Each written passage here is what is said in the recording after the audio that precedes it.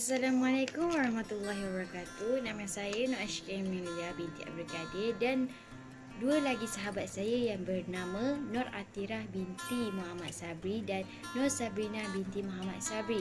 Hari ini saya dan rakan-rakan saya ingin menyampaikan satu tajuk tentang kaedah yang diberi oleh Ustaz. Okey, berikan pengertian bagi setiap kaedah. Al-ghalu ittafatu hadisini illa aqrabin amqatiha. Maksudnya, pada asalnya sesuatu kejadian disedarkan pada waktu yang lebih dekat kejadiannya. Kaedah ini masih dimasukkan oleh ahli fiqh sebagai kaedah turunan dari kaedah al-yaqinun al-yazulu bisyak, suatu yang yakin, pasti, tidak gugur dengan adanya keraguan. Hal ini kerana menyadarkan suatu peristiwa pada waktu yang paling dekat. Kejadiannya merupakan hukum asas dan bisa diyakini yang terus diberlakukan hingga saat ini, kecuali jika ada bukti lain yang meyakinkan bahawa peristiwa tersebut terjadi pada waktu yang lebih jauh. Makna kaedah. Sebelum mengetahui makna kaedah di atas, perlu kiranya diketahui terlebih dahulu erti dari kata-kata kunci kaedah tersebut agar diperoleh pemahaman yang utuh. Kaedah di atas paling tidak memiliki dua kata kunci, iaitu al-hadis yang bererti peristiwa dan al-wuqat bentuk keluar dari al-waktu yang bererti waktu. Secara etimologi, al-hadis bererti suatu yang sebelumnya tidak ada kemudian menjadi ada. Untuk itulah suatu peristiwa atau kejadian dinamakan al-hadis kerana sebelum peristiwa atau kejadian itu ada. Hal ini belum pasti terjadi sebelumnya. Selain erti di atas, al-hadis juga bererti antonim dari lama, iaitu baru. Sedangkan al-quwat secara etimologi bererti ukuran dari suatu masa atau rentang waktu.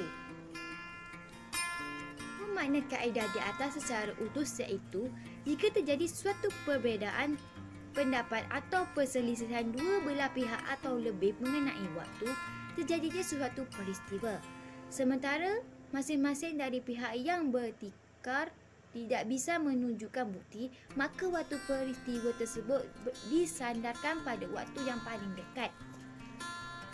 Selama tidak ada bukti lain yang meyakinkan bahawa ia terjadi pada waktu yang lebih jauh.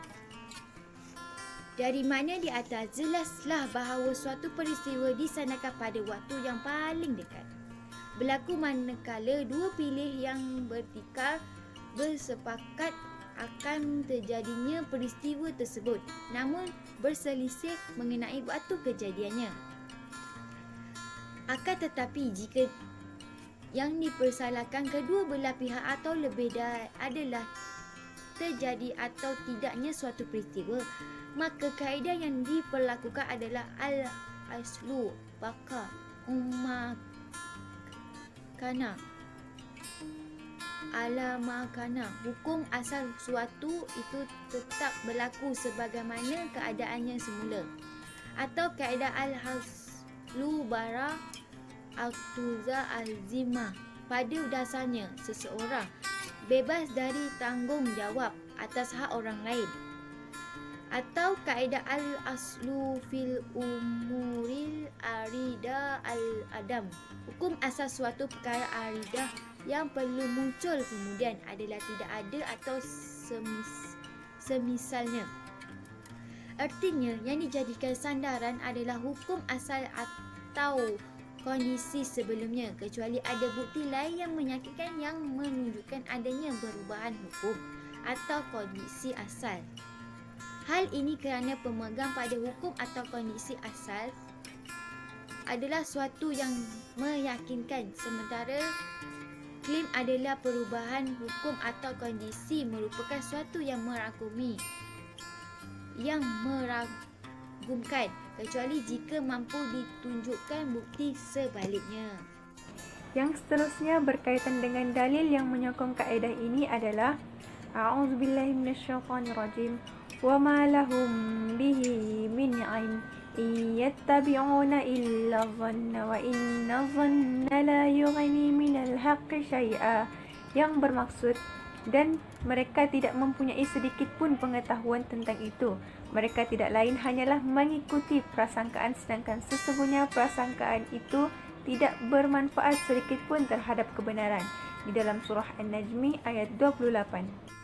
Yang seterusnya berkaitan dengan hukum-hukum yang dikeluarkan dari kaedah ini adalah contoh yang pertama, seseorang membeli suatu barang dengan mensyaratkan khiyar, iaitu hak memilih dalam waktu tertentu.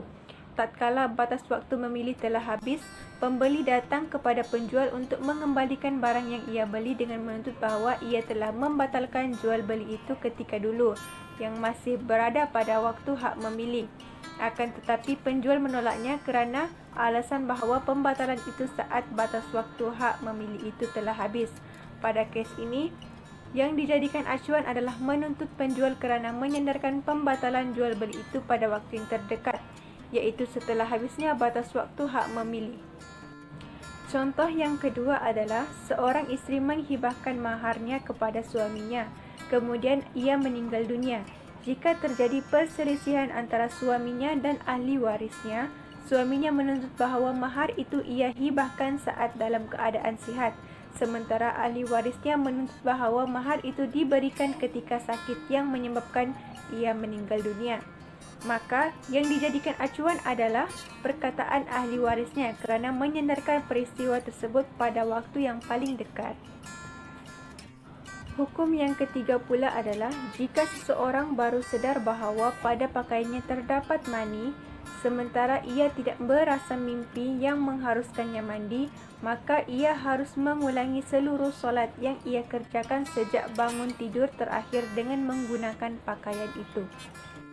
Dan yang terakhir sekali, seseorang suami menjatuhkan talak kepada isterinya dengan talak bain, iaitu talak 3. Kemudian meninggal sebelum selesai masa iddah isterinya. Jika si isteri menuntut bahawa orang tadi menjatuhkan talak kepada dirinya ketika dalam keadaan sakit yang menyebabkan kematiannya, dan kerana ingin lari dari persoalan warisan, sementara ahli waris orang tadi mengaku bahawa talak tersebut dijatuhkan tatkala sihat dan sebelum sakitnya serta bukan lantaran ingin lari dari persoalan warisan, maka yang dijadikan acuan adalah berkaitan perkataan isteri. Ini kerana kedua belah pihak sepakat bahawa telah terjadinya talak dan isteri menyandarkan peristiwa pada waktu yang paling dekat dari waktu sekarang, iaitu waktu sakit.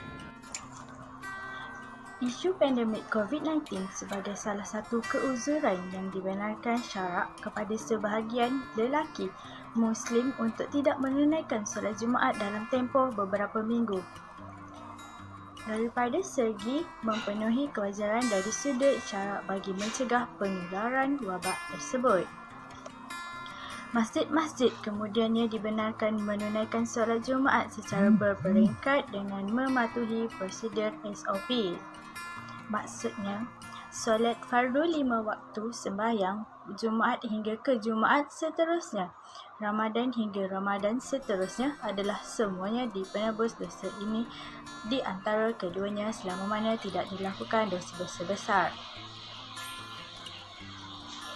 Dalam isu di atas, kami nyatakan di sini pandangan daripada beberapa badan fatwa berautoritas, antaranya Majlis Fatwa Syari'i UAE. Haram hukumnya bagi sesiapa yang dijangkiti atau disyaki dijangkiti virus tersebut untuk berada di tempat yang umum atau pergi ke masjid untuk menunaikan solat Jumaah berjemaah maupun solat hari raya. Wajib juga untuk mengambil segala langkah pencegahan. Majlis Fatwa Wilayah Kurdistan, solat Jumaat tidak boleh dibatalkan melainkan di tempat-tempat di mana virus tersebut telah menjadi satu epidemik yang tersebar secara meluas. Pendapat yang sama dikemukakan oleh fatwa tersebut. Kami menukilkan juga di sini pendapat Sheikh Al-Qaradaqi yang menyebut harus untuk meninggalkan solat Jumaat dan solat berjemaah dalam keadaan virus yang sedang tersebar disebabkan oleh takut dijangkiti virus tersebut. Sekian.